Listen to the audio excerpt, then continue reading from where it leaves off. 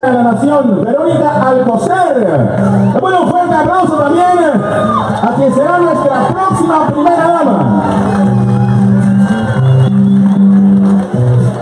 A ver, ¿cómo está esa energía? ¡Se vive! ¡Se siente! ¡Nuestro presidente! ¡Se vive! ¡Se siente! ¡Se vive! ¡Se siente! ¡Nuestro presidente! Aquí está. Señoras y señores, recibamos con una histeria al próximo presidente de Colombia, Gustavo Petro. Señoras y señores, bienvenidos a Andrés. Se vive, se siente, nuestro presidente. Un fuerte aplauso, por favor. Buenas tardes, San Andrés, Providencia y Santa Catarina. ¿Cómo están ustedes? Les agradezco la presencia de todos ustedes aquí en este evento.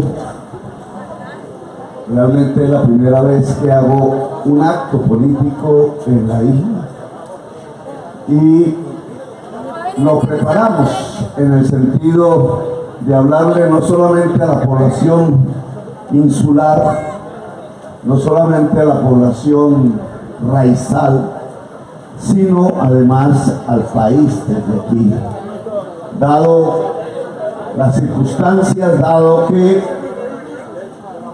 las negociaciones entre el Estado colombiano en la Corte Interamericana, en la Corte de Justicia Internacional de La Haya y en el seno del sistema interamericano han relativamente fracasado y han convertido ese escenario en una más de las tantas pérdidas, no digamos territoriales, pero sí marítimas de la nación colombiana. Y por eso es importante que conversemos desde otra perspectiva. Desde Bogotá, donde se hicieron las negociaciones, donde se contrataron los abogados amigos de las élites bogotanas para defender la soberanía mal defendida de una manera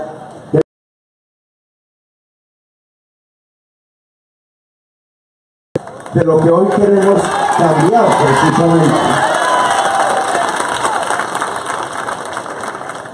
El Tratado Esguerra Bárcenas 1928 hace parte de una serie ya en ese entonces de pérdidas de soberanía en Colombia. En medio de unos gobiernos retardatarios de la época, en esos 30 años, casi 40 que siguieron a la Constitución de 1886, la constitución más retardataria del país, la que duró un siglo, contra la cual los más grandes colombianos se levantaron, unos en armas como el general Rafael Uribe, otros de manera muy pacífica como el expresidente Alfonso López Pumarejo y después Jorge Eliezer Gaitán. Duró un siglo, solo un grupo de muchachitos al final, 91, y después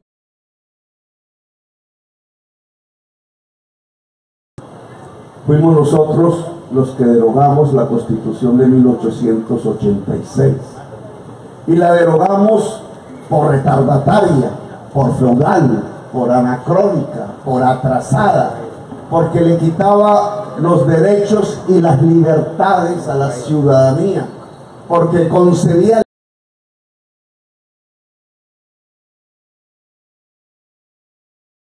servirle al Estado en lugar de, como tiene que ser en una democracia, el Estado servir. Que hoy existe, aunque no se aplique, es un discurso lo contrario de la retardataria Constitución del 86. Entre esos derechos y libertades establece el criterio de la pluriculturalidad, los derechos a los pueblos indígenas, afros y raizales, establece la opción que en mi opinión es básica para una democracia y es básica para la soberanía nacional, de la autonomía de los pueblos, del régimen autonómico como el mecanismo que permite que en un territorio el verdadero dueño sea el pueblo mismo, el pueblo.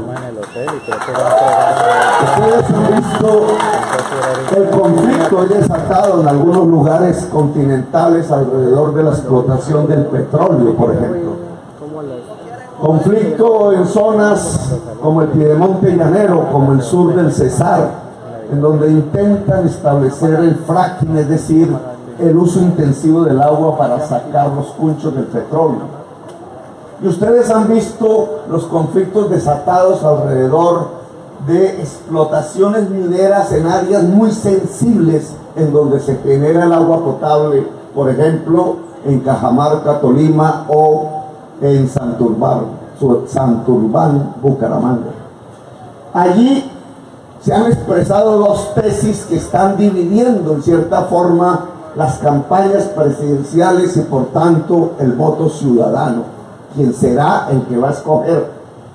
Quienes defienden el fracking, la minería en zonas vulnerables, la explotación per se del petróleo, de los minerales como el oro, del carbón, y para ello entonces hablan de regular las consultas, de establecer una especie de mordaza a la opinión de los pueblos que habitan en esos territorios.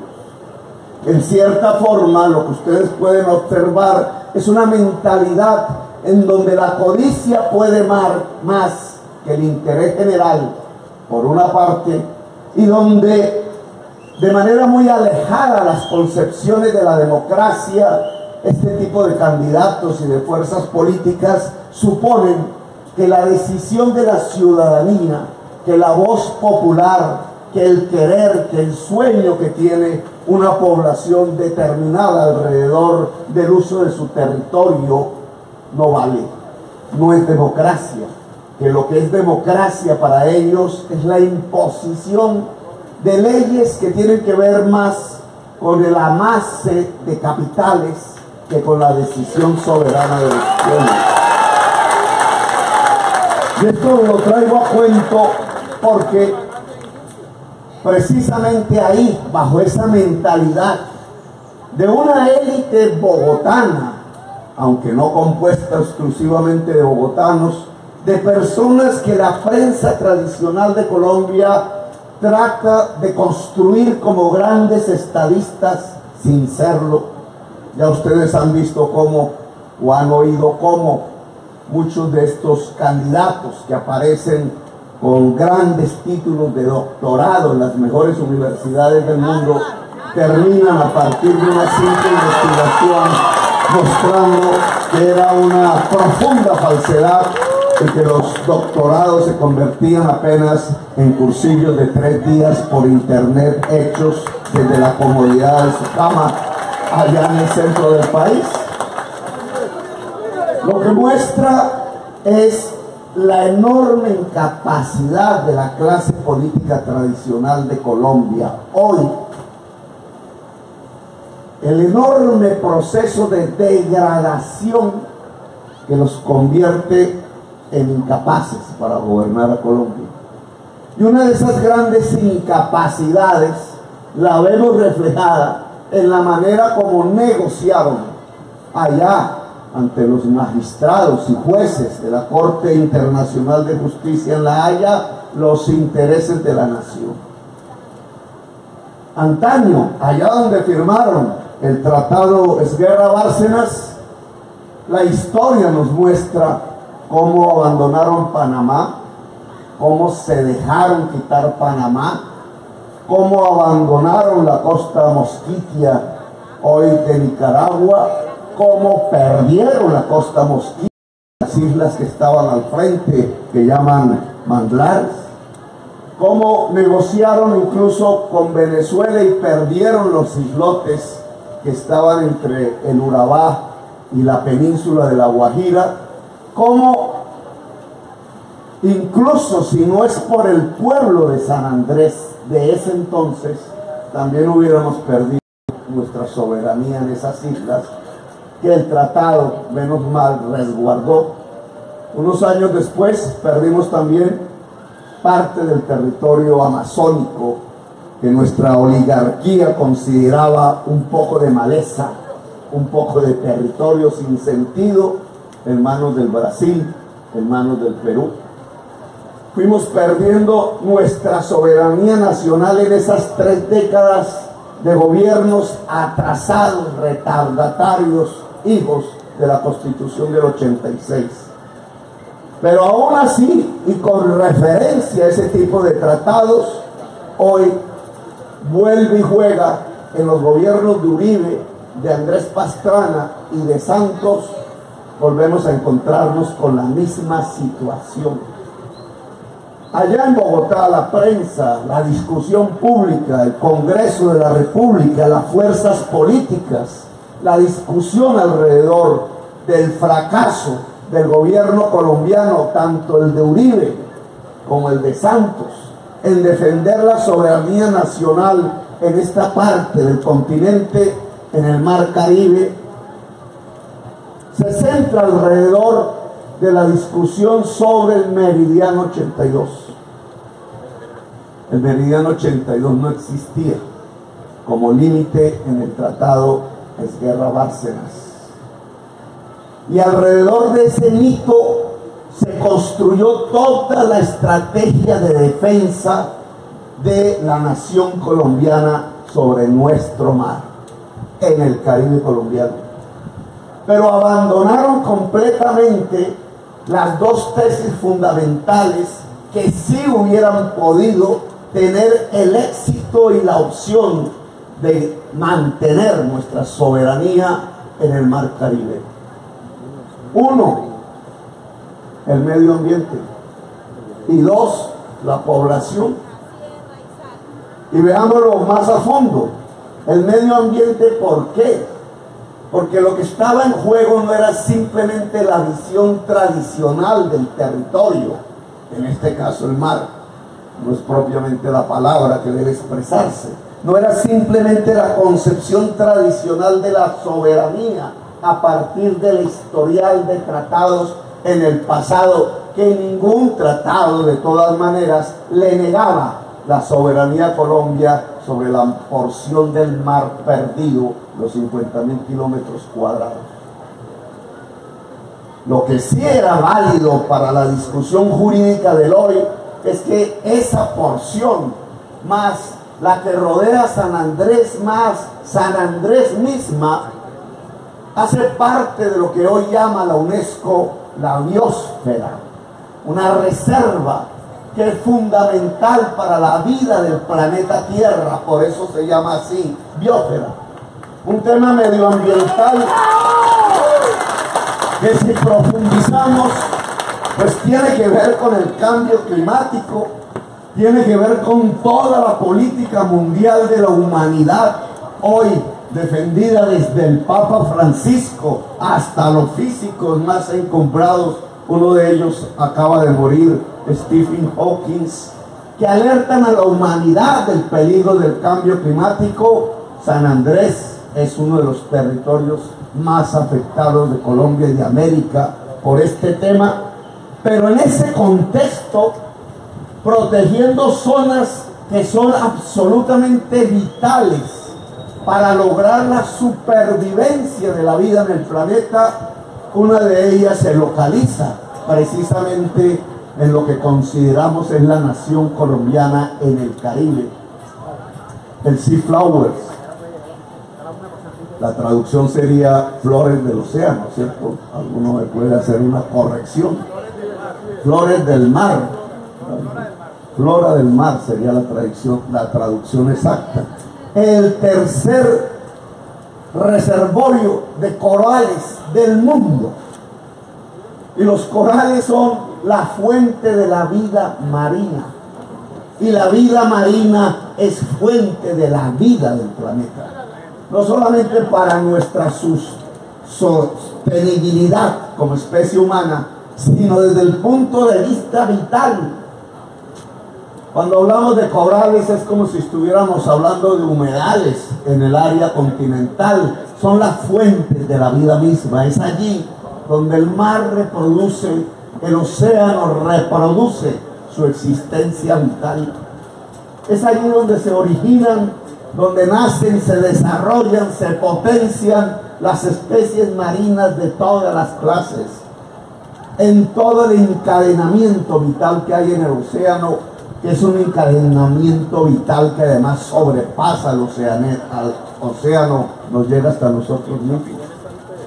Cuando se habla de los corales, cuando se habla de la reserva, cuando se habla de los peligros de la extinción del coral, del blanqueamiento del coral, de la acidificación de los océanos, producto del incremento de los gases, efecto invernadero en el planeta. Cuando la UNESCO, a nombre de toda la humanidad, entonces establece una reserva de la biosfera, tenía que haber entendido el gobierno colombiano que esa protección de esa biosfera, que no puede ser aniquilada ni por explotaciones petroleras, porque lo mismo que sucede allá en el continente, en el piedemonte, alrededor del uso a través del fracking para destruir la vida, que es el agua, solo para sacar los cunchos del petróleo, con peores consecuencias aún, es la posibilidad de abrir los escenarios de una explotación petrolera, sea colombiana, sea nicaragüense, sea norteamericana, sea china, sea rusa o quien sea, en donde está la tercera reserva de corales del planeta. No es posible desde el punto de vista de la sostenibilidad vital una permisión para que la vida se subyugue ante la codicia y el mercado. Como la élite colombiana no era capaz de entender esto, porque no lo es, no lo entiende ni en la ciudad de Bogotá, donde destruye la reserva Tomás Van der Hamen, ni lo entiende en el piedemonte llanero, donde a través del fracking empieza a destruir las tierras más fértiles de Colombia, o no lo entiende cuando hablamos del agua de Bucaramanga y Cúcuta que salen del páramo de Santurbán, en donde le parece más importante que las grandes capitales del petróleo del Medio Oriente árabe puedan explotar ese oro sin importar que allí 2 millones de personas toman el agua precisamente en donde se origina, allí donde entregó la licencia del oro. Si no entendieron eso, muchísimo menos podían entender que la gran defensa que se podía hacer al interior de la CIJ, de la Corte Internacional de Justicia en La Haya, tenía que ver con un fundamento construido alrededor de las mejores banderas hoy de la humanidad: la defensa de la vida, la defensa de la biosfera, la defensa de la reserva Seaflower, la defensa del coral en su tercera gran reserva mundial. No mencionó ni la palabra, ni se les pasó por la cabeza, ni siquiera la discusión de hoy sobre este tema, ya bastante silenciado a propósito en los medios de comunicación, tocó como uno de los instrumentos y estrategias que Colombia podía haber levantado en defensa de su propia soberanía. Y es que la soberanía no es solamente el recuerdo de un tratado pasado, sino que la soberanía tiene una eficacia hoy en defensa de los patrimonios vitales de la humanidad. La reserva Seaflower, la reserva para proteger el coral, la vida del mar. Los magistrados de la CIJ hubieran podido entender fácilmente que la posición de Colombia hubiera sido favorable a la defensa de la vida, siempre y cuando nuestras élites hubieran podido entender eso, nuestra politiquería hubiera podido entender eso, pero lamentablemente no saben ni de qué estamos hablando acá. Se vive, se siente, pero presidente, se vive, se siente, pero presidente, se vive, se siente, pero presidente. Y el segundo elemento vital también tiene que ver con la cultura, tiene que ver precisamente con uno de los pilares de la Constitución del 91, tiene que ver con la gente que habita en el territorio, tiene que ver con la raíz misma y la fuente misma de la legitimidad. La soberanía no es un concepto abstracto, la soberanía no es una palabreja que se encuentra en un discurso, en un tratado jurídico, como si no tuviera raíces reales en la historia de la gente. La soberanía tiene que ver es con los pueblos. La soberanía es de los pueblos o no es soberanía. A eso le llamaban los fundadores de la palabra democracia la soberanía popular. En el himno aún se puede leer: el rey ya no es soberano, es el pueblo el soberano. Precisamente la gran ruptura democrática en el mundo de la que somos hijos como nación es reconocer que la soberanía no tiene más fundamento que la población misma. Y ese es el segundo olvido de nuestros leguleyos del centro de Bogotá, de los ¿cómo es que se le dice? Tinterillos, amigos de Uribe y amigos de Santos y amigos de independientemente del color de su piel, que siempre es blanca, pero independientemente de ese color, lo cierto es que su concepción política alrededor del derecho y de la soberanía, que fue lo que implementaron en su fracasada labor en La Haya, desconoce la soberanía popular, desconoce la voz real, cultural, la raíz propia de la legitimidad. No fueron capaces de defender ante los magistrados y jueces extranjeros allá en La Haya el que aquí había un pueblo ancestral, el que había aquí un pueblo originario, que esto no era solamente un océano, un mar Caribe, unos corales, una vida marina, una extensión abstracta dentro del mapa del globo, sino que había una población que habitando las islas ya tenía el ejercicio de la soberanía sobre ese mar que nos quitaron, que ya lo conocía, que ya sabía sus corrientes, que ya se había sumergido en sus aguas, que quizás ya conocía parte de su fondo, que tenía una relación con la vida marina que hay allí de sostenibilidad, que había navegado, que lo conocía bajo las estrellas, que lo conocía bajo las lunas, y no hoy, o hace un mes, o hace 10 años, sino durante siglos, los siglos del Mar Caribe, la historia del Mar Caribe, que ese pueblo que era el fundamento de la legitimidad de Colombia en ese océano y en ese mar, fue desconocido por nuestros abogados, que los abogados más sirvientes del dinero que se ganaban del contratico al que están acostumbrados, que nuestros abogados gubernamentales más acostumbrados a servirle al gran interés particular que al bien común, extrañamente contratados simplemente porque eran los amigos de Uribe, o porque eran los amigos de Pastrana hijo, o porque eran los amigos del presidente Santos, no tenían la más absoluta idea de que la soberanía tiene como base el pueblo, y que el pueblo que vive en este territorio y rincón del planeta, en el Mar Caribe que estaba en disputa, era el pueblo raizal de San Andrés. Y me disculpan los insulares que no son raizales, sé cuáles son los conflictos en aumento, en incremento, en un pequeño territorio.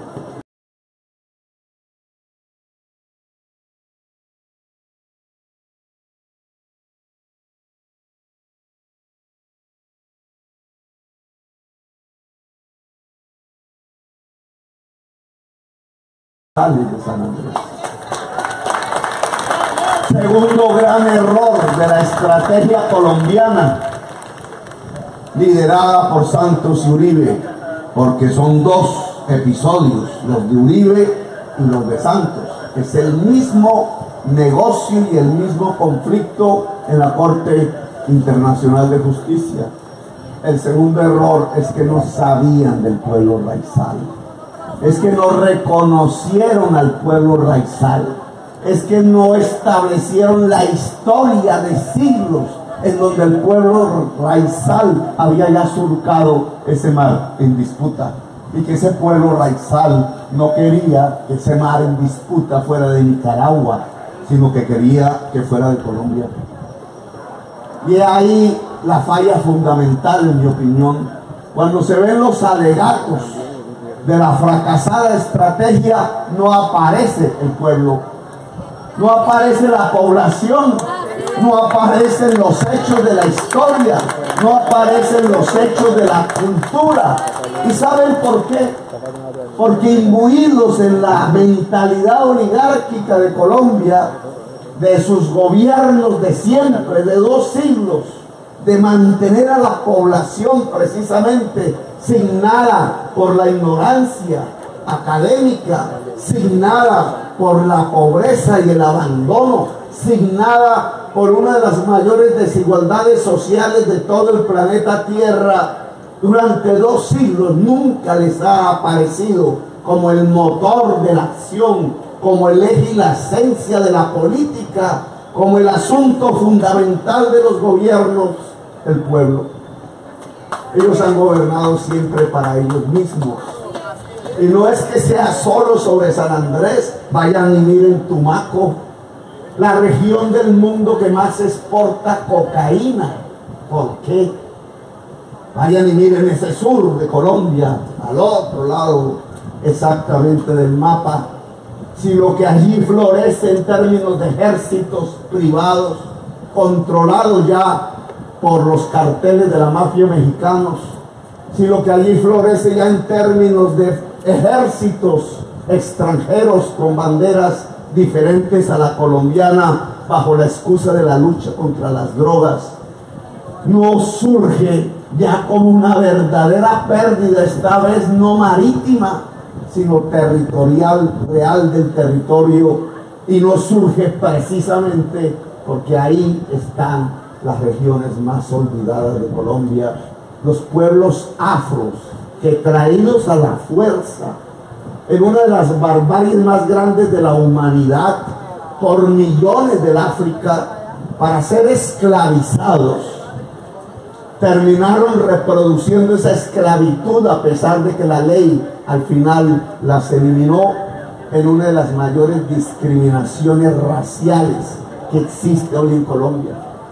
La esclavitud sigue existiendo en Colombia y sigue existiendo a partir de la discriminación racial, étnica, porque una sociedad que termina siendo la tercera sociedad más desigual del planeta no es una sociedad de justicia, no es una sociedad democrática, no es una sociedad equitativa, es una sociedad de la exclusión, de la discriminación. Y esa mentalidad discriminadora está imbuida en la élite que gobierna Colombia, en su clase política.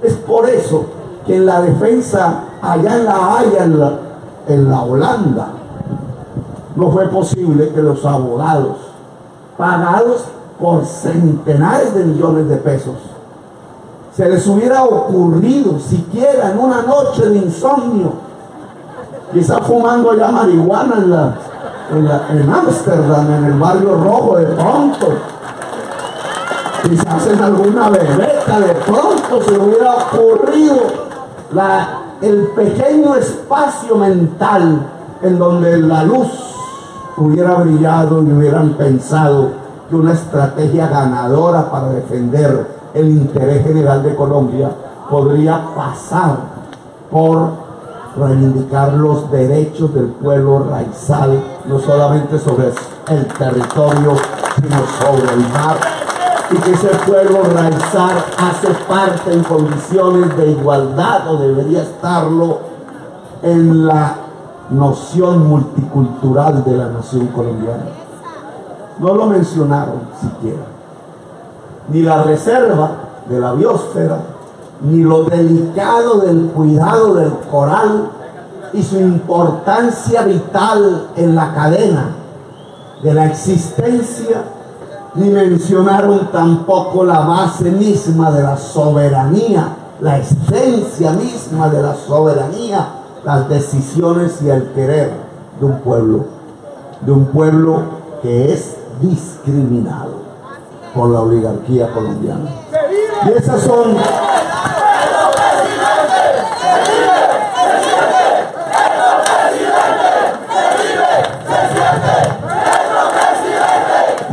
las dos bases que explican el fracaso colombiano. El fracaso que ya no es de los abogados, que no es solo de los gobiernos, que es de la nación. Y en la posibilidad de restablecernos de ese fracaso, de abrir el camino para deshacer la incapacidad de la clase política colombiana, entonces nosotros aquí con la Colombia humana, si nos volvemos gobierno, en un acuerdo que tiene que ser con ustedes, con el pueblo de las islas, tanto el pueblo insular como el pueblo raizal, tenemos que reconstituir los dos valores fundamentales que nos permitan restablecer nuestra soberanía, pelear por lo que queda y lograr que el Mar Caribe sea un espacio no militar de conflictos, sino un espacio de la hermandad caribe, cosa que desde Bogotá no se entiende.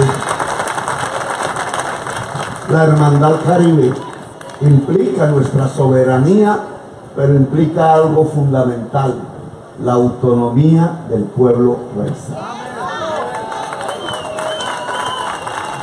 prometida durante lustros, quizás un siglo, más o menos, prometida más con fuerza desde la Constitución del 91, pero que tiene que comenzar en unos hechos, porque hasta ahora no es más que un simple discurso, que tiene que comenzar, ojalá, en el gobierno de la Colombia humana. Porque el jefe de las negociaciones de toda la nación colombiana frente a la CIJ, frente a Nicaragua, frente a cualquier instancia que quiera dirimir las discusiones sobre la soberanía colombiana,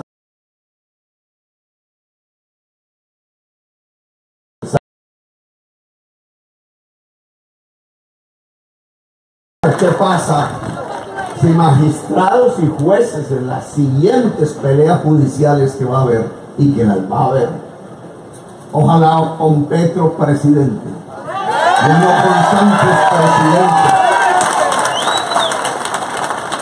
A mí me gustaría ver el rostro cuando lo que enfrenten a nombre de Colombia, cuando escuchen a nombre de Colombia, cuando tengan que discutir a nombre de Colombia sobre la soberanía en el Mar Caribe, sea un hijo de San Andrés y sea un hijo o hija del pueblo raizal. No es un tema de populismo, es un tema de reivindicar de inmediato quién es el verdadero dueño del territorio, porque el verdadero dueño del territorio no es un nombre de país, no es una bandera de colores, sí, son símbolos, son nuestros símbolos patrios, pero eso tiene que obedecer a una realidad de carne y hueso. Los magistrados de la Corte Internacional de Justicia o cualquier otra instancia, o el gobierno nicaragüense si toca, que tengan que enfrentar o discutir con Colombia lo que tienen que ver allí al frente de sus escritorios, de los grandes espacios de la justicia, es que el representante o la representante de Colombia es precisamente la dueña o el dueño del territorio, un representante genuino del pueblo raizal representando a Colombia.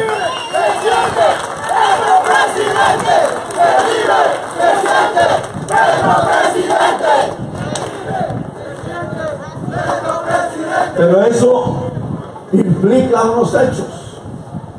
No puede ser simplemente simbólico, no puede ser la utilización de una persona que por el hecho de su origen étnico nos permita defender derechos de soberanía a toda la diversidad colombiana, al gobierno colombiano. Tiene que volverse también la expresión de una realidad. Todos aquí sabemos, turistas un poco menos, insulares lo saben, raizales lo saben, que hay un problema de sostenibilidad en las islas, que hay un problema que tiene que ver con el equilibrio entre la naturaleza y el ser humano. Uno más de tantos en el mundo, si es que ese es precisamente el gran problema de la humanidad. Uno más quizás en la misma Colombia, que no ha sabido todavía dirimir estos conflictos. Pero es un problema fundamental en un territorio que es pequeño. Y que un gobierno tiene que entrar a regular. Hace una semana más o menos estaba en Puerto Quejada, Cauca, pueblo afro, 90% afro y el resto indígena. Y se me ocurrió allí por las circunstancias locales, no por capricho, sino porque es una de las reivindicaciones centrales de los movimientos populares y sociales de la región, que lleno de comunidades campesinas, de pueblos afros e indígenas en creciente número, sobre un territorio muy pobre, el de las montañas andinas del Cauca, que ya no les genera la alimentación ni el agua suficiente, y sobre el cual, a través de eso que se puede llamar el estrés hídrico y el estrés alimentario, la sostenibilidad misma de la vida, solo hay dos opciones: o ir hacia el lado del Pacífico y cultivar hoja de coca y hacer pasta, y entrar bajo el control de los ejércitos privados del narcotráfico, o ir al otro lado, hacia el río Cauca, y encontrar las tierras fértiles, pero tierras fértiles que están concentradas prácticamente en 5 familias. Y allí va creciendo una olla a presión que va desatando las violencias, que podría ser, como ha sucedido mucho en ese territorio en el pasado, cuna del nuevo conflicto armado en Colombia, mucho más bárbaro que el que hemos vivido hasta el presente, porque ya está cruzado incluso por fuerzas extranjeras, porque ya no tiene nada que ver con aquella guerra fría que enfrentaba a socialistas con capitalistas en el mundo, que por lo menos era política, que por lo menos era hablable, que por lo menos tenía espacios de raciocinio. Hoy está cruzado casi exclusivamente por las codicias, que se juntan alrededor de una mercancía que se convierte, a partir de la prohibición de las drogas, en un medio de construcción de enormes fortunas, y que por tanto desata las peores pasiones del ser humano. La cuna de un posible conflicto en donde me atreví a decir como candidato que para evitarlo, que para mitigarlo, bien podía el Estado comprar tierras fértiles para entregárselas a las comunidades afro, las indígenas y los campesinos mestizos. Y la palabra comprar, dado que seguía de un personaje, uno de los 5 magnates de Colombia, que es propietario de buena parte de esas tierras, siguió con una andanada de insultos, llamando la compra que se hace aquí en estas calles por montones, compras y ventas cotidianas, que es la esencia misma del mercado, como si yo hubiera pronunciado la palabra expropiación. Comprar no es expropiar. El Estado, en cualquier lugar y nación del mundo, es uno de los mayores compradores dentro del mercado. Un Estado compra cemento, compra hierro, compra barcos, compra aviones, compra edificios, compra lápices, computadores, papel todos los días, gasta papel en cantidades. Un Estado es un factor de compra en el mercado fundamental. Las compras del Estado incluso pueden marcar si la sociedad va hacia la desigualdad o si la sociedad abre las puertas de la oportunidad. Y sin embargo, cuando hablé de comprar tierras, otra compra del Estado, inmediatamente el prejuicio, la mentalidad discriminadora de quienes gobiernan a Colombia durante estos 2 siglos a partir de los linajes hereditarios, bautizó la palabra compra como si se tratase de una expropiación, solo mostrando que el Estado puede intervenir en función de disminuir la violencia, de disminuir la desigualdad social y de abrir unas puertas de convivencia social que están seriamente arriesgadas en esa región del país. Pues en San Andrés el Estado también tiene que intervenir. También toca, porque hay un problema de sostenibilidad de la vida, porque hay un problema creciente, sí, de mediano plazo y de corto plazo. El mar va a inundar una parte del territorio. ¿Por qué? Porque se derriten los casquetes de hielo. Y eso allá en ese frío, ¿dónde estará el Polo Norte? Ustedes oriéntenme. ¿A dónde? Allá. Marineros, ¿dónde queda el Polo Norte? Allá. Esos casquetes que se derriten allá lejos, en grandes cantidades, bajo fríos glaciales que cada vez no son menos, llega acá. Y acá se va elevando el mar. Y parte del territorio, dependiendo de lo que haga la humanidad, va a quedar bajo las aguas. Y entonces tenemos un territorio que disminuye, que está ante mayores riesgos, tanto los de los fenómenos marítimos que ustedes conocen mejor que yo, como los fenómenos incluso atmosféricos generales, porque las sequías serán mayores. Y entre más se profundice eso que se llama el cambio climático sin que la humanidad responda, y la respuesta de la humanidad solo puede ser una: dejar de consumir carbón y petróleo, es decir, dejar de consumir lo que exportamos mayoritariamente. Y ahí, porque hay un debate alrededor de qué tipo de modelo de desarrollo debe tener Colombia en este debate electoral, porque Colombia puede hacer la del avestruz, como hizo allá en la Corte Internacional de La Haya. No, el cambio climático no existe.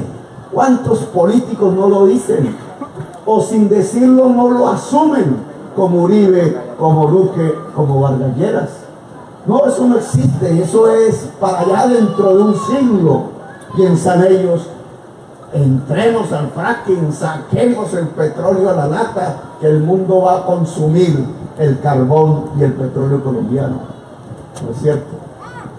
El mundo va a dejar de consumir ya el carbón de Colombia. Y por tanto tenemos que asumir la transición, tenemos que asumir qué es la economía colombiana, cómo puede progresar, cómo nos podemos enriquecer de manera colectiva, que no es a partir de sacar lo que Dios puso debajo del suelo o la geología, sino que es a partir del trabajar. Y el trabajar como base de la riqueza en el siglo XXI es fundamentalmente un trabajo cerebral, un paisaje. El alimento del cerebro es la educación.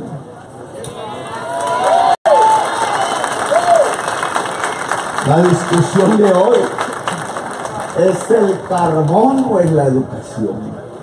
¿Es el carbón o es la agricultura? ¿Es el carbón o es la industrialización de la agricultura? El carbón se puede sacar sin mayor cerebro.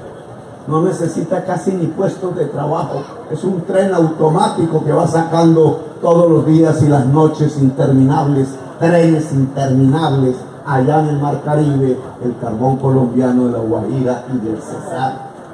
Leerán ustedes aquí que al mismo tiempo que van los trenes interminables del carbón sacando del subsuelo esa riqueza, van muriendo los niños de desnutrición. En la Guajira y en el Cesar, hoy 5 niños en el Cesar. Y no es un azar, no es por coincidencia. Entre más se dedique el agua a sacar el carbón, más mueren los niños guajiros y del Cesar de desnutrición, porque la sed, la falta del agua, la falta de calidad del agua potable es la fuente fundamental de la desnutrición. Y ese tema que allá vemos es el mismo que está aquí. ¿Qué es lo que hace el cambio climático? Disminuir el agua en la isla. La que está abajo, la que está arriba, la que cae. El agua. Y si la población aumenta, sea porque llegan, sea por los turistas, sea por el crecimiento demográfico, porque los hijos y las hijas llegan, ¿qué puede pasar? Estamos en una circunstancia parecida al Cauca. ¿O no? Estamos ante un problema de sostenibilidad de la vida. ¿Gritan asesinos?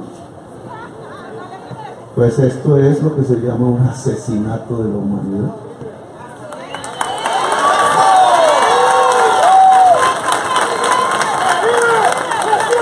Esto es...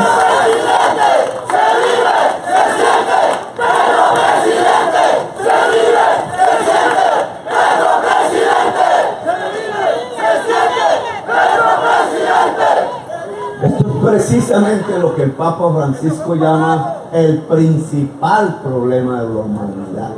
Nunca antes que sepamos, la humanidad había estado al frente de su propia extinción. Como civilización y como especie, todos estamos al frente de nuestra propia muerte. Todos moriremos. Lo sabemos y nos enfrentamos a eso, ojalá con dignidad. Tratamos de vivir nuestro ciclo vital, nuestro pedacito de filón de la existencia en el universo de la manera quizás más placentera, o quizás más intensa, o quizás más profunda posible. Pero nunca habíamos estado ante la posibilidad de la extinción de la especie humana. Es el cambio climático que produjo la misma especie humana. Ese es el asesino mayor. Un asesinato que puede ser de miles de millones. Es lo que hoy hace cruzar el mar Mediterráneo por millones, y es lo que hace que miles de niñitos y niñitas y mujeres embarazadas y viejos estén hoy en una fosa común en el mar Mediterráneo. Una paradoja de la historia, allí donde nació la palabra democracia, de la que somos hijos como nación, allá en Grecia. Ahí está la fosa común más grande del planeta hoy, donde pueblos afros, árabes, yacen porque querían cruzar huyendo de la sed, en éxodo como en los tiempos bíblicos, huyendo de la guerra y la violencia que causa la ausencia del agua, y allá yacen porque no los dejaron entrar a las ricas tierras de Europa, que ponen muros, metrallas, ejércitos, para que gente que no es como ella no pueda entrar. Y a lo mismo lo estamos viendo ahí en la frontera con los Estados Unidos y los pueblos mexicanos. México sin agua, 150, casi 200 millones de personas, y los Estados Unidos llenos de ríos con agua. ¿Qué creen que va a pasar si el cambio climático sigue marcando su paso de desertización de tierras. Los mexicanos irán más, millones y millones más, y los anglosajones se tratarán de defender, no con la construcción de una nueva democracia en el mundo, sino con la construcción de muros con nidos de ametralladoras, tratando de detener los pueblos latinos que, huyendo a la sed, tratan de cruzar el río Bravo para llegar a los Estados Unidos. Aquí estamos en pequeño viviendo lo mismo, porque es el mismo fenómeno, es la misma realidad. Si crece la población en la isla, va creciendo mientras va disminuyendo el agua. Y por tanto, esto no se puede dejar al garete. Por tanto, si queremos hablar realmente de soberanía nacional, si queremos realmente hablar de un nuevo estilo de negociación que reconozca la naturaleza y los pueblos y su cultura como ejes para defender la soberanía nacional, entonces tenemos también que hablar de la sostenibilidad de la vida en la isla de San Andrés. Y eso implica varias circunstancias y políticas. Eso implica que el territorio se ordena alrededor del agua, como lo dije, siendo alcalde de Bogotá, y por lo cual me destituyeron. Ordenar el territorio alrededor del agua significa que la actividad cultural, social, individual, familiar, política, económica, debe tener un referente: el agua potable, la capacidad de vivir en la isla. Y todos aquí sabemos que mientras esa capacidad en términos de agua disminuye, la economía, la sociedad, los hoteles, la población, todo va en aumento.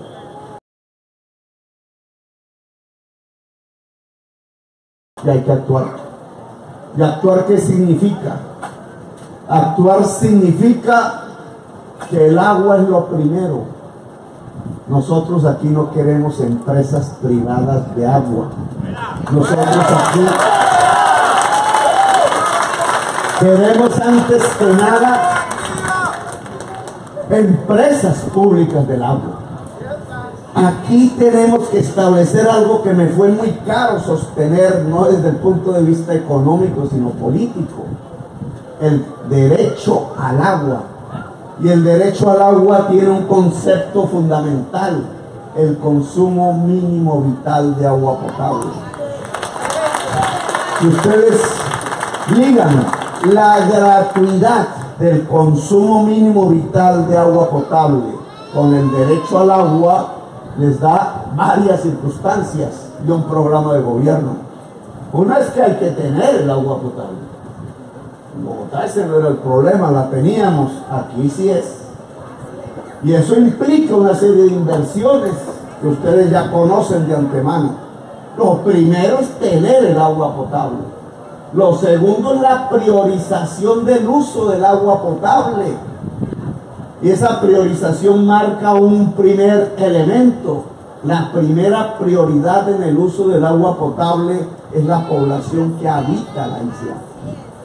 Es decir, el consumo mínimo vital de agua potable y gratuito es lo primero que se entrega en un sistema de acueducto y va para la gente. En segundo lugar es el turismo. Yo diría la agricultura. Hoy es al revés. Hoy es al revés. Hoy el agua tiene una primera prioridad: el hotel y el turista. No puede ser. Claro, todos sabemos que sin turismo aquí pues no hay la principal fuente quizás de riquezas, pero la prioridad de la vida está por encima del negocio, y eso implica una priorización del uso del agua potable. Después que la comunidad que habita tenga su agua potable vital, entonces el agua sí puede fluir hacia las otras objetivos y fuentes: la agricultura, el turismo. Esto tiene que quedar en norma, esto tiene que ser parte del acuerdo. que significa además un segundo problema: la población consumidora de agua. Y no me refiero al turismo, me refiero a la población residente. Va en crecimiento la conflictividad. Esa es la realidad. Va en crecimiento la sostenibilidad de habitantes en el territorio. Hay más gente de lo que la isla puede resistir. Y esto no puede ser el escenario de otra violencia como allá en el Cauca, que ya se ve en las calles un poco, que ya se ve en esas juventudes que sin alternativas van cayendo en la drogadicción, en el crimen, en la falta de escenarios. Ya se ve en esa toma que quisieran hacer de San Andrés por los ejércitos y las bandas neoparamilitares. Ya se ve en el crecimiento de la extorsión, ya se ve en el crecimiento del gota a gota. Que menos mal ya otro candidato que se dedica a imitarme, por lo menos ya habla, porque esto era desconocido en todos los medios de comunicación colombianos.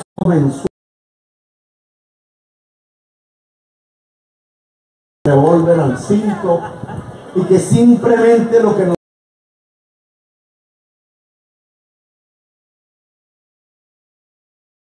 la ausencia del Estado y por tanto una sujeción de la población en su economía popular a un sistema extorsivo y usurero que no le permite progresar, porque ¿en qué negocio puede progresar pagando un crédito al 20% mensual?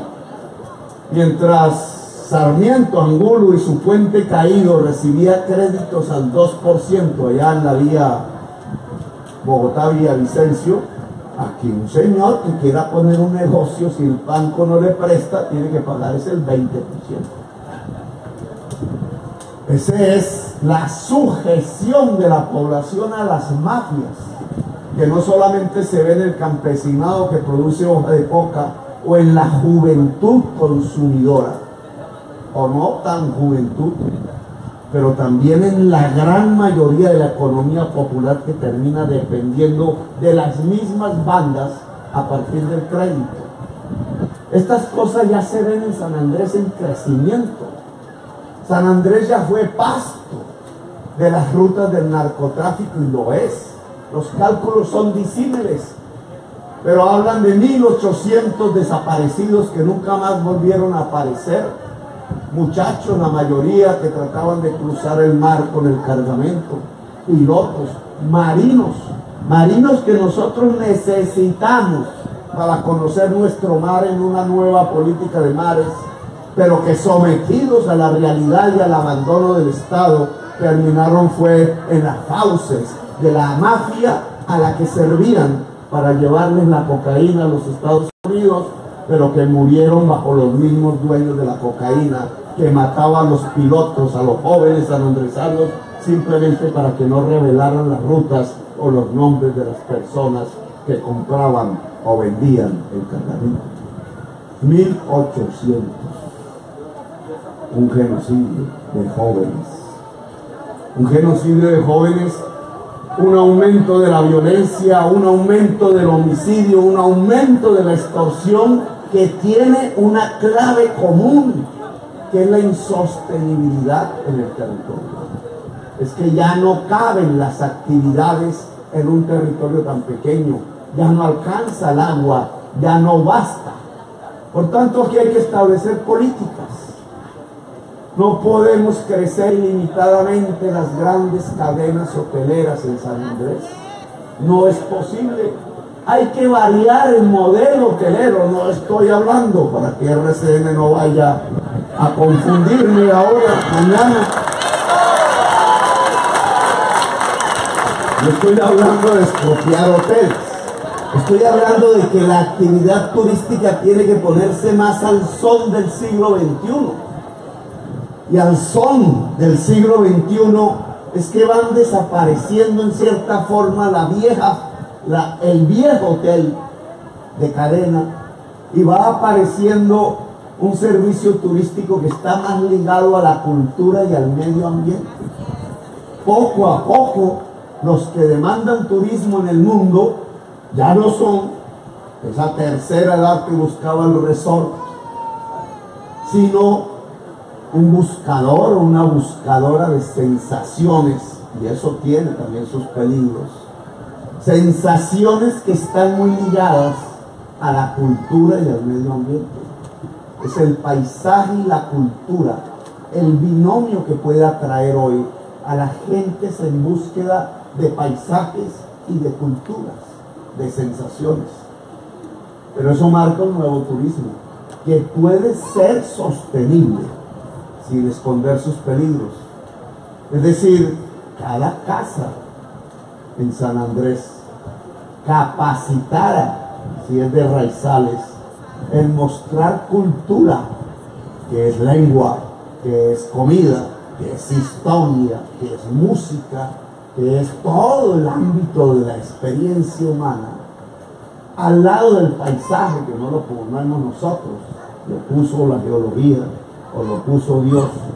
Ustedes saben que la Constitución del 91 establece por nosotros mismos la libertad de cultos. Por tanto, un presidente no obliga a nadie a tener un culto determinado. Permite que cualquier culto sea y se pueda expresar sin trabas en una democracia. Pero lo cierto es que esa cultura es lo que busca la gente y ese paisaje, y cada vez más buscarán eso. Y por tanto, cada vez más una casa y una familia raizal podrá, si tiene el entrenamiento y la educación adecuada, poder ofrecer servicios hoteleros, que ya se hace en la isla.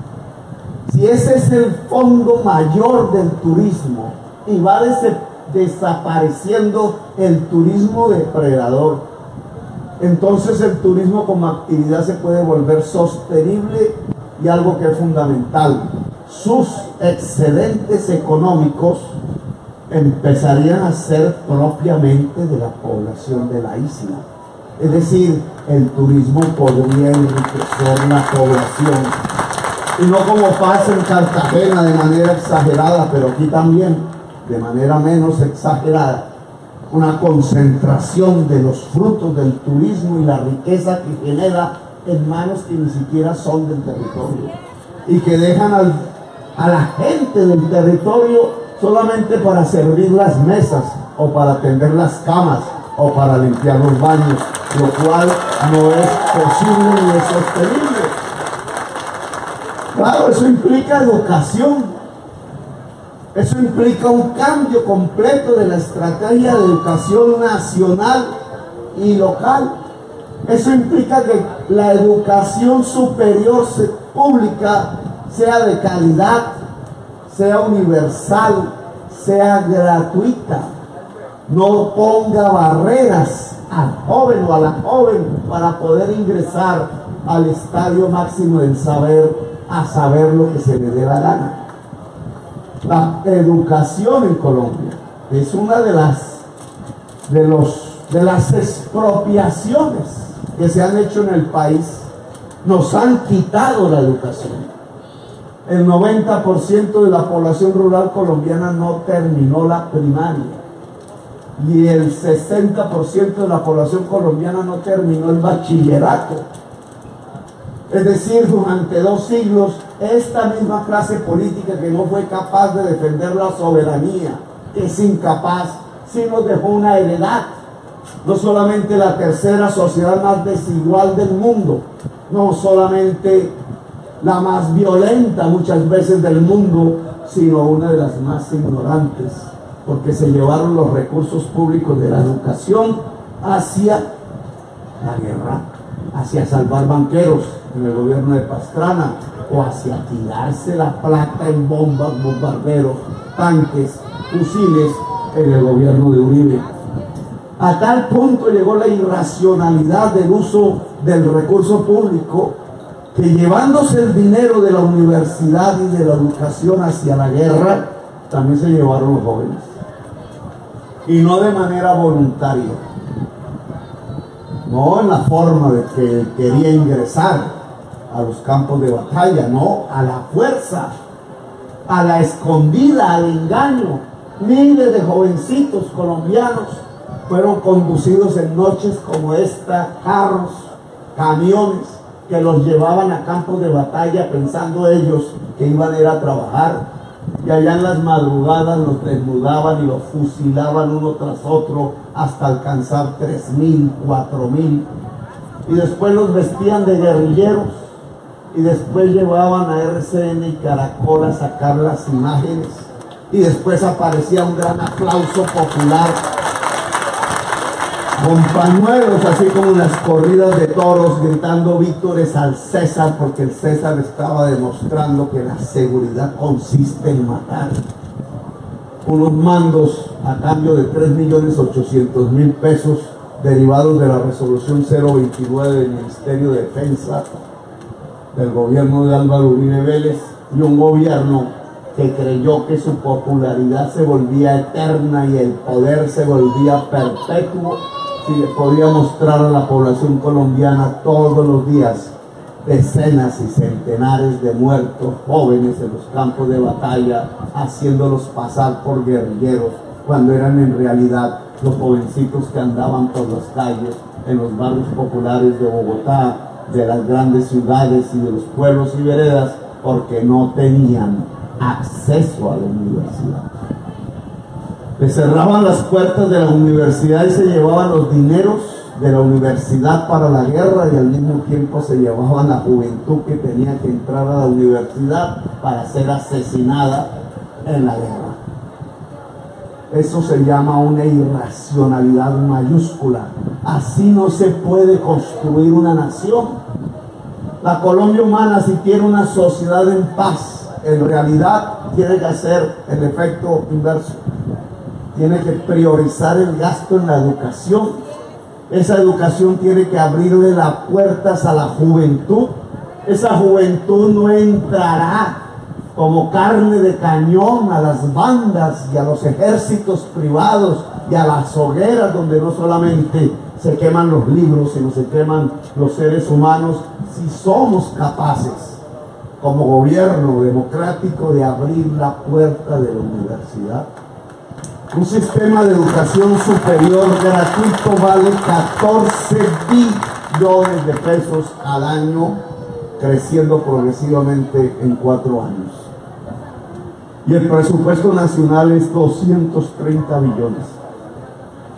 Y yo sí creo que ante 230, trasladar 14 billones de otras fuentes hacia la educación, para que la juventud toda pueda estudiar, y para que la primera infancia no muera de hambre, que se come a partir de la desnutrición, si no muere su cerebro y la incapacita de manera permanente a tener las facultades que el niño y la niña nutrida sí alcanzan. Si queremos esa sociedad del conocimiento, tenemos que cuidar esa primera infancia y permitir que la universidad sea para todas y para todos los jóvenes de Colombia. Y eso en San Andrés tiene una concreción. Aquí no se puede llegar sino al tercer semestre, algo así. Aquí es difícil terminar una carrera. Tienen que irse a Medellín, a Bogotá, al Caribe continental, porque no puede haber un sistema universitario que le permita a la juventud toda de la isla raizal e insular poder ingresar a la universidad, poder terminar sus estudios y poder aplicar esos estudios en la base económica de las mismas islas. Y ahí, ¿por qué sí se podría obtener un turismo que yo le llamo distribuido? Es decir, la posibilidad de captar de esta hermosura del paisaje y de esta profundidad de la cultura, la riqueza en la sociedad misma, en el mejor nivel que se pueda captar a partir de ofrecer servicios turísticos, sabiendo que se ofrecen, sabiendo las calidades de lo que se tiene que ofrecer en los tiempos del siglo XXI. El saber es fundamental. Miren ese sol que hoy no está, sino por la mañana, todos los días, casi, o los vientos permanentes. Y no hay luz. Para poner esta tarima ahorita hubo un problema. ¿Dónde hay un panel? No se alcanzó. Ah, sí, aquí se ve. Eso que hizo, no sé quién vivirá ahí. Es un baño. Ahí hay paneles. Sí. Eso es tecnología del siglo XXI. No sé qué modelos sean, pero 6 metros cuadrados de esos paneles que están ahí dan la energía que consume un hogar. Y puede acumular para la noche. Toda esta tarima se podría prender con paneles solares. Toda la isla podría sustentar su energía eléctrica de manera hacia costo cero con los paneles solares, sin hablar del viento, que también, sin hablar de la basura que llamamos residuos, que también.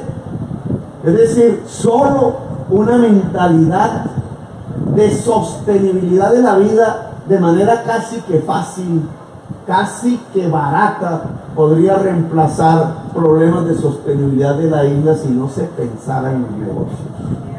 Pero si lo que se está pensando es en cómo la empresa de energía eléctrica en base a diésel debe ser, está generando las ganancias de X y de Y, pues entonces nos quieren someter a una energía eléctrica de diésel cuando la isla tiene la potencialidad de generar su propia energía eléctrica.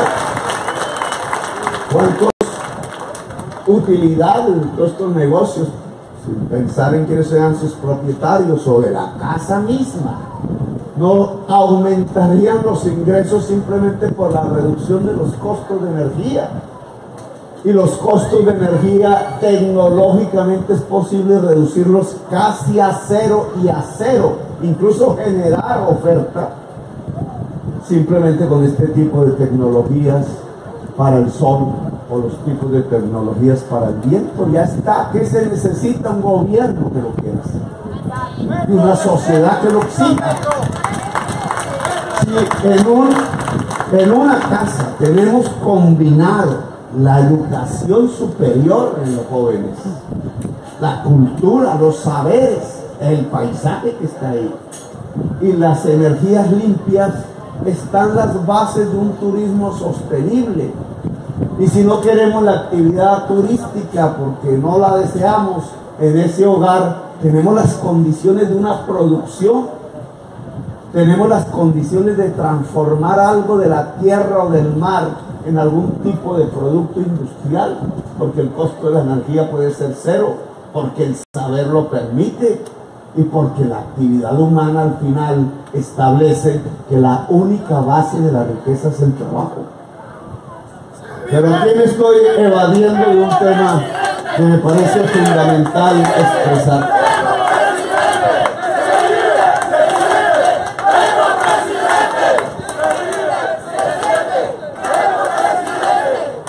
El agua que nos tomamos en botella deberíamos tomarla del grifo, pero bueno, sin saber. El tema no es solamente cómo vinculamos a San Andrés a la economía del siglo XXI, es el saber y las energías limpias. Indudablemente los ejes de una vinculación, sea por el turismo, sea por la agricultura, sea por la industria. El coco simple se puede transformar en cualquier tipo de producto de los muchos que ya hay, aceites, champús, jabones y no sé qué más vainas, artesanías, a partir del saber y las energías limpias. Pero aún así, con el saber y las energías limpias, la resolución de las prioridades del agua potable y la adaptación al cambio climático, no estamos resolviendo el problema fundamental. El problema fundamental es sobrepoblación. Sobrepoblación nos implica dos políticas, porque no podemos obligar a nadie en una democracia, en un régimen de derechos y libertades públicas. un estímulo para la población no raizal en un porcentaje determinado para ir a otra parte del país. Y por otra parte, la autonomía del pueblo raizal. Y este es un tema, yo sé que es duro de discutir, pero es vital para la sostenibilidad. Andrés Pastrana, hasta donde tengo entendido, inició un programa de retorno, le llamó. Cualquiera que sea el nombre es lo de menos. Fracasó. Fracasó porque el presidente Uribe lo suspendió. Y fracasó porque las promesas del retorno las incumplieron. Lo primero que nosotros tenemos que hacer es cumplir las promesas de quienes en esa época decidieron retornar al continente. Que hay que buscarlos, que hay que encontrarlos, que ya están poniendo demandas, que fueron engañados por el Estado porque les dijeron que les iban a dar tierras y no les dieron. Les incumplieron. Pero ese programa no está viciado en el fondo si se cumple y se enriquece. Un programa de retorno libre con un paquete de beneficios que el Estado debe cumplir a partir de la ley y de la Constitución para que una parte de la población de la isla pueda encontrar libremente un lugar en el área continental donde desarrollar su vida, inclusive con el derecho a regresar a la isla todos los años si lo desea. Un paquete que debe alcanzar varios miles de personas, varias centenares o miles de familias, porque ya hay más población que la capacidad del agua. Y aquí el Estado tendría que hacer un compromiso vital, porque se le incumple a la familia que desea retornar, porque estoy hablando de población insular no raizal, pues quebramos el pacto. Y este es un pacto que tiene que ver con la soberanía de la nación y un mejor vivir para los colombianos. Y el otro área de esta política poblacional, que es como así se llama, tiene que ver con la población raizal. La población raizal debe tener un régimen de autonomía dentro de la sociedad colombiana. Y esa autonomía, tal como la hablamos con los pueblos indígenas, que son los que más han avanzado en este tema, tal como la hemos hablado con las autoridades y consejos comunitarios negros, afros, en el continente, sobre todo en el litoral pacífico, la autoridad raizal tiene que tener autoridad ambiental sobre el territorio y tiene que tener autoridad política sobre el territorio, capacidad de decisión. El estatuto raizal debe ser una ley de Colombia.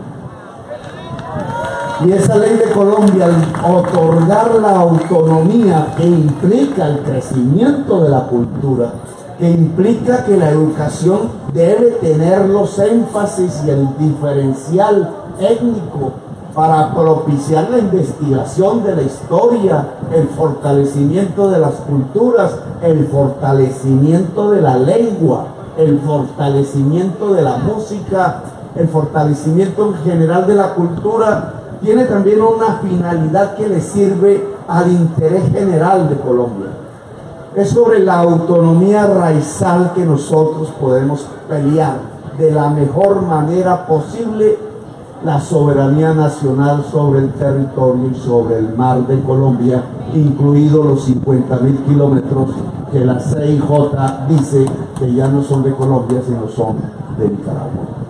Es la autonomía raizal la clave de la soberanía. Y eso lo tiene que entender la población insular, sabiendo de las dificultades que eso puede presentar. Y eso lo tiene que entender el gobierno colombiano.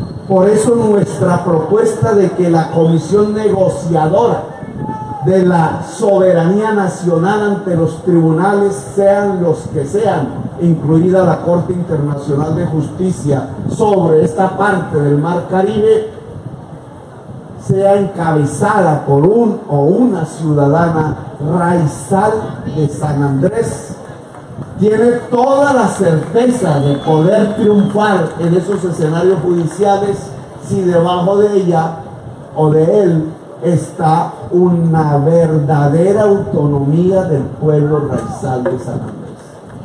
Luego, nuestra política poblacional consiste en otorgar un plan completo y ojalá estimulante verdaderamente de recursos, de medios, de objetivos que podría tener una persona o una familia que decida libremente, no siendo raizal, irse de la isla hacia el continente, a Bogotá, a las ciudades de Colombia o hacia su mundo rural, y una política de autonomía raizal para la población nativa de la isla. Son dos caras de la misma moneda. Y son dos caras que no significa, porque es voluntario, que toda la población insular se va a ir, sino que el conjunto de la población insular y raizal entonces podrán tener una vida sostenible hacia las décadas que están por venir en la isla.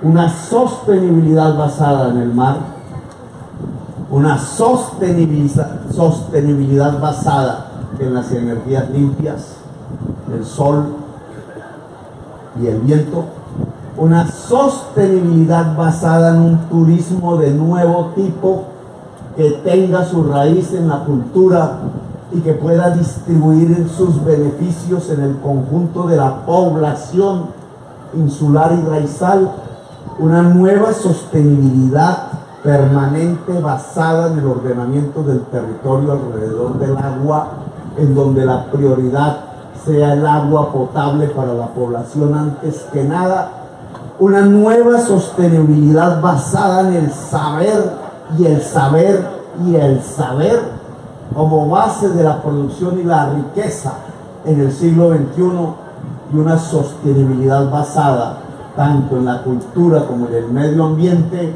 para sostener el que este territorio y el mar que lo rodea sea un territorio y un mar colombiano. Gracias, muy amables. ¡Viva la San Andrés humana! ¡Viva la Colombia humana! Me llamo Gustavo Petro y quiero ser su presidente. No hablamos de la salud. Y vamos a hablar de la salud antes de terminar. La salud el problema que está pasando en San Andrés es exactamente el de la Ley 100. Hoy las noticias tenían que ver, antes de que apareciera un atentado, con el hecho de que Uribe es el autor de la Ley 100. La Ley 100 rige las pensiones y hoy los colombianos que estaban afiliados al Fondo Privado de Pensiones por venir, pero dicen que otros vieron en su factura de todo, del CAM, que le rebajaron las pensiones. Las pensiones no, el ahorro de las cotizaciones. Los fondos privados no van a entregar pensiones. Y si la entregan para más de 3 salarios, si esa persona logra 1.150 semanas de cotización permanente en su cuenta de ahorro individual, solo será el 22% de su salario. Este aquí que me muestra la cotización. Te quitaron a ti. Bueno, hoy apareció eso, no sé cuántas personas, pero... Y puso en evidencia que no sirve ese sistema. Pero claro, como el autor de eso es César Gaviria, que es una imitación de Chile, la Chile de Pinochet. César Gaviria siendo presidente y Álvaro Uribe, que era el senador ponente del proyecto, y hoy empieza a marcar. En Chile ya 1 millón de personas salen a las calles, porque allá el modelo fue más antiguo, luego la gente ya se dio más cuenta de que no le da pensión. Aquí comienza el problema. Pero ese mismo problema es el de la salud. Ambos son similares, tienen una intermediación financiera, el uno no da pensiones, el otro no da salud. ¿Qué le pasa al Hospital San Andrés? ¿Cómo es? Lo que le pasa es que lo entregan a un operador privado. El operador privado hace lo mismo que el dueño del Duty Free, la Riviera, Dios mío, el Tesoro del Caribe, joyerías o cualquiera, el mini market, el que dice Mickey Mouse. ¿Ves? Hace lo mismo. ¿Cuánto me entra, cuánto me sale? Y la diferencia es la posibilidad de la ganancia. Luego cada uno de estos señores lo que busca es vender más, gastar menos, y ahí pues saca su negocio. En el caso de la salud, pues que ingrese más, o sea que el Estado ponga el billete, los cotizantes, y gastar menos, que hay el problema. Gastar menos significa el tratamiento del enfermo. Por eso no cierran hospitales, por eso no pagan hospitales, por eso hay enfermos que se mueren pudiendo ser salvados, por eso hay tratamientos que no son los que deberían darles, por eso al enfermo de cáncer le dan ibuprofeno. No es lo mismo si se va a vender una joya, el que va a comprarla, pues no se va a morir por ello, si tiene la plata la compra, a el que se enferma, que no lo escoge por voluntad y que su vida es un derecho, y por tanto la salud no debería ser manejada como se maneja cualquier negocio, así sea de pan. ¿Qué le pasa a la salud en San Andrés? Que algún muy inteligente, no sé si local o nacional, yo creo que nacional, se le ocurre que la salud en San Andrés puede ser manejada como un negocio, y le entrega eso a X operador, y X operador privado siempre va a pensar en lo mismo: cuánto me ingresa, cuánto gasto.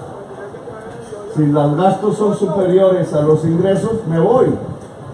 Y resulta que la salud no puede ser manejada así. En la salud, el derecho a la salud, el derecho ni se compra ni se vende. El derecho es como respirar el aire. Si algún neoliberal de estos fundamentalistas hubiera inventado la tecnología de vender el aire, los que no tienen plata no hubieran podido comprarlo y estarían en el cementerio. Menos mal no se inventaron la tecnología como si se la inventaron en el agua, y se la inventaron en la salud. Pero como el agua, como en la salud, el aire es lo mismo, es un derecho. El derecho ni se compra ni se vende, no tiene precio. Por tanto, lo que hemos hablado alrededor de la salud, puesto en el programa y discutido públicamente, es que el sistema de salud debe ser preventivo en primer lugar, es decir, debe intentar al máximo que no aparezca la enfermedad. De aquí porque el agua potable es parte de la salud. Si no hay agua potable, ahí mismo hay enfermedad, y en los niños primero, y muerte. De aquí porque es importante la educación física, de la que no hablamos hoy. Si no se hace educación física, si no se hace actividad física, pues nos friega un ataque cardíaco, más si la persona es un candidato presidencial. Rebate de eso es un patatús, y ay Dios, todos tenemos que hacer una actividad física precisamente para soportar mejor las condiciones que harían que una persona se enferme. Y es parte de la prevención, y es parte de la prevención la nutrición y el buen comer, y es parte de la prevención un aire, que aquí no es el problema, pero imagínense en Medellín y Bogotá. Y es parte de la prevención que haya alcantarillado, y es parte de la prevención que los residuos, la basura que llamamos nuestra atención, el que puedan médicos y médicas, y tendríamos que hacer un buen censo, incluso internacional, de médicos y médicas sanandresanas, a ver quiénes quieren, con los que están aquí, estar aquí para visitar hogar por hogar, para impedir al máximo que aparezca la enfermedad. Cosa que hicimos en Bogotá con 1000 médicos y médicas y 5000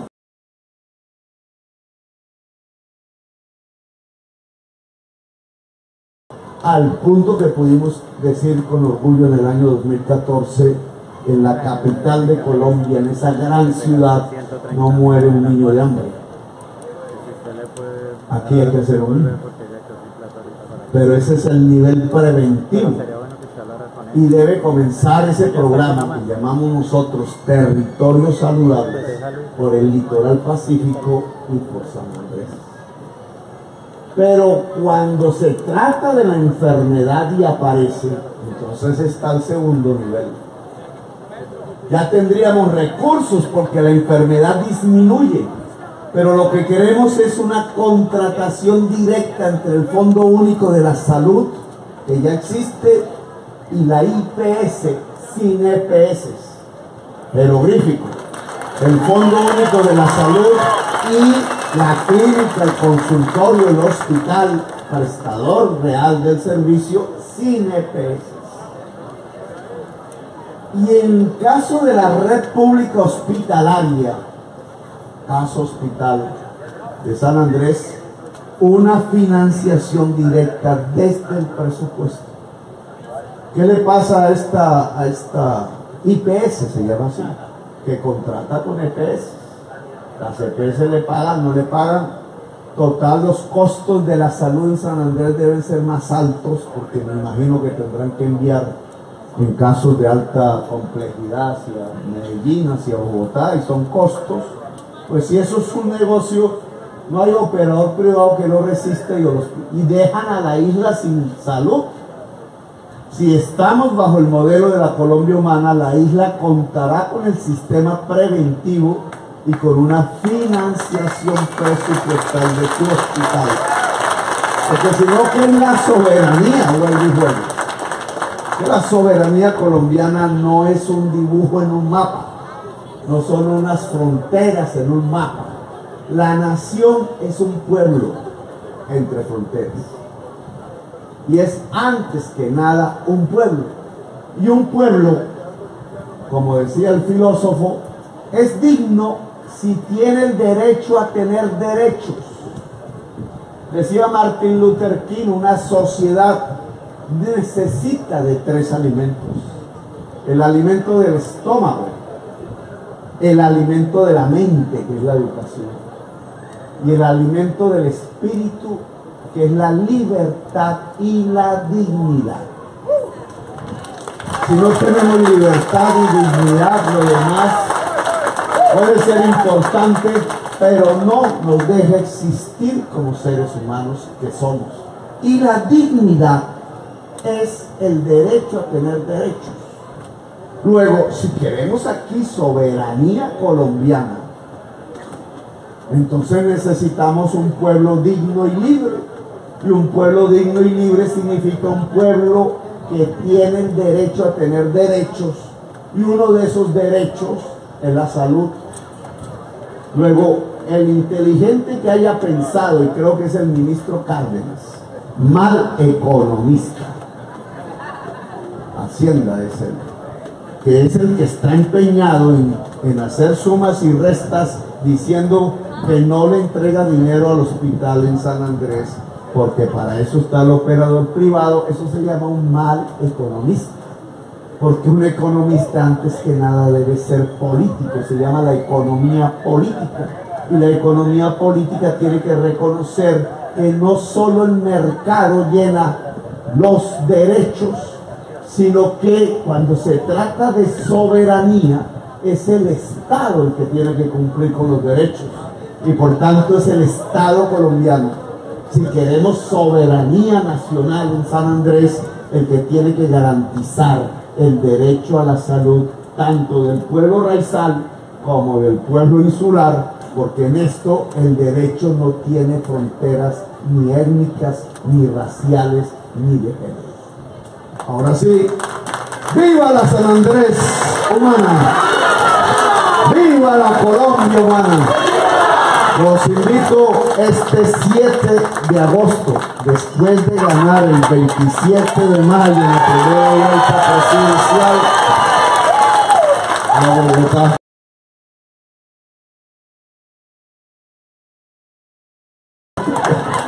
Hagamos un crucero para llegar al continente y en el continente una gran marcha de los pueblos y las culturas.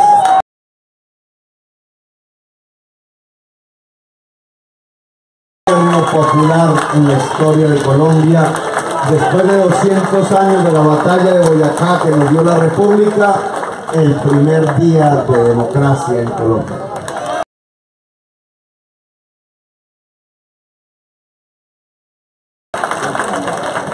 Gustavo Petro, señoras y señores, fuerte aplauso.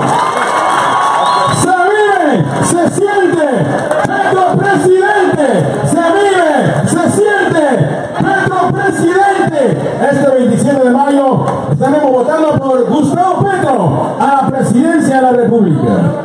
Bueno, no cabe la menor duda. Por una